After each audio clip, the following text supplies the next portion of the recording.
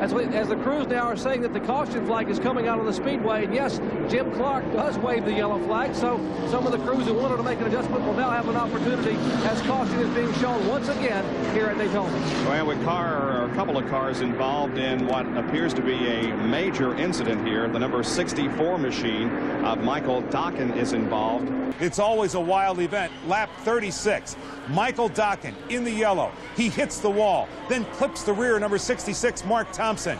Thompson goes airborne, first on his top, then rolls over and over and over. Thompson tonight is in stable condition, broken ribs and a concussion.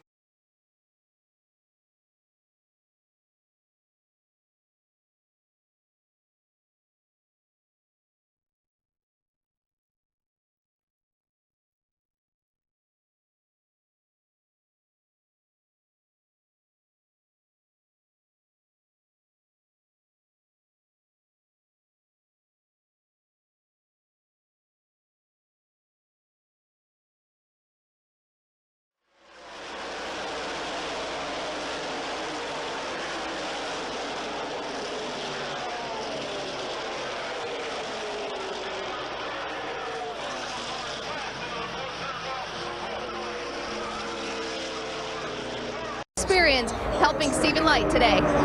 Again, experience. Oh, we got one on the roof. The 7 car, Andrew Myers. Down, Andrew Myers coming across, well, almost up to the start-finish line. Caution flag flies for the second time as we complete our 23rd lap. All the other cars getting by safely. Just saw the window net come down. Here we go on the bottom. Just gets sideways by himself. Kenny, what'd you say? Yeah, he got a little bit loose when the car was going around the outside of him and tumped it over about as simple as you're going to here. Yep. What kind of a ride is that, Ken? Well, that's not bad. That's not bad at all. It's just if he'd have gotten that grass with about...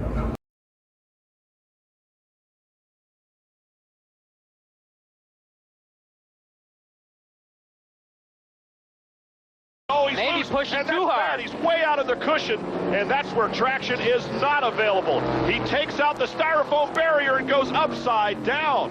Frank Kimmel turned a chase after second into an upside down ride, and this looks like something you see at the carnival. And another look as Frank Kimmel is desperately on the gas, brake, steering everything he can, and there he starts to plow up the styrofoam, and over he goes. Yeah, didn't help the right front suspension parts out. There in the trim spa Dodge. Also, Reed Sorensen. Oh, trouble. See, oh, wow.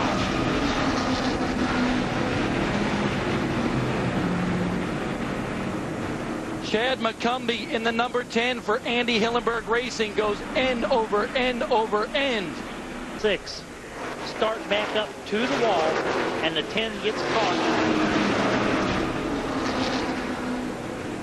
C.W. Smith in that 06 was coming down the racetrack and made some contact with A.J. Hendrickson in that black number. Made a spin over in turn 2. And Loy Allen goes to the bottom of the racetrack. Oh, 2 and 3 cars get involved. Ken Allen is involved. Horton goes very high. Still crashed.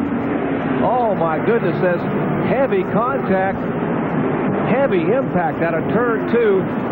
1 car spinning, and 2 or 3 trying to stop it, and it was just almost full-speed impact. Yeah, there was a white car that was just, it was sort of an innocent spin.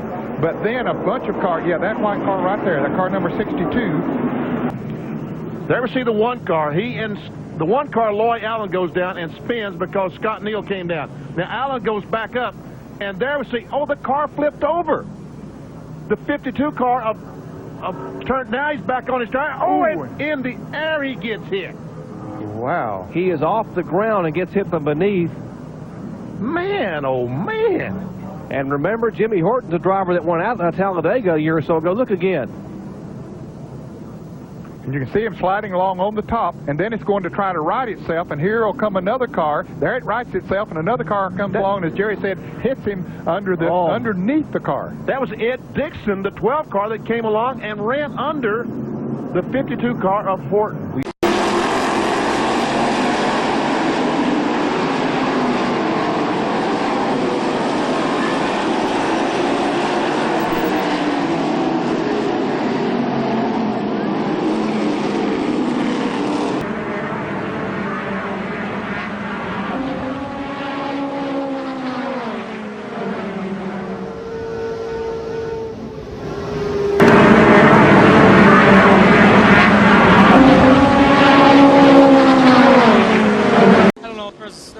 cars in the mix of things, and I think just a combination of some slow lap cars, and you got 3 fast cars that are yourself to the front, and we made it. Ended up getting 3 wide somehow, I think, and I was in the middle and found a hole, and I thought I made it, but I guess I got piled somehow, and just unfortunate. Ryan Fisher in the 25 rolls down the back stretch. The caution has come out, debris all over the racetrack. See Ryan's on the outside following Billy Leslie. There's Patrick Shelter. The 11 of Brian Silas makes contact. Wow.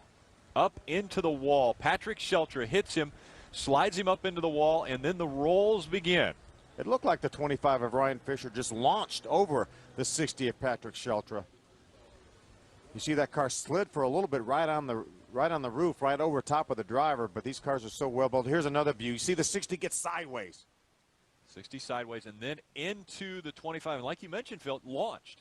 Yeah, from that first view, it looked like Brian Silas turned down, but once Patrick Shelter caught his car from being sideways, he actually drifted up the racetrack. Just took place. It was Lofton that got into the side of that 52. And up and over he went. But just before we saw that, it looked as though Mason Mitchell in the 6 was slow on the racetrack, maybe saw the 52 sliding. You see the 52 is around sideways. He tried to exit the corner high coming off turn number 2, lost a little bit of rear grip, got sideways, and here's the contact with the 16 of Matt Lofton. Chad Hockenbraugh trying to stay out of that inside wall, and then a little contact late with Matt Lofton in the 16.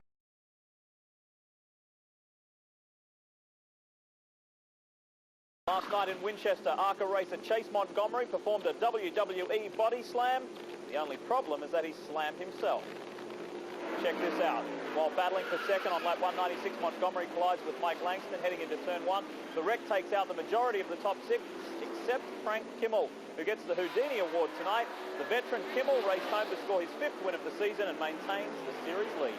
Patrick Shelter 8th, Ricky Carmichael is 9th, and Steve Arpin rounding out our top 10. That 51 car really surprised me, Phil. I thought he would drive to the outside, go right by these guys and get problems. No. At the over and over, it's the 06 of Barry Fitzgerald. Watch top of your screen. The green and black car, that's Barry Fitzgerald. It gets a little bit loose. Just slides off the racetrack and just turns around backwards the wrong way. These cars are the way they're set up. When they go on the left side like that, it's just almost they turn over. It's the way the cars are set up. A violent ride for Barry Fitzgerald in that 06. Another view coming off turn 2. You know, and he wasn't in the grass. He was already flipping before he got to the grass right there. So it wasn't a situation where the unevenness of the grass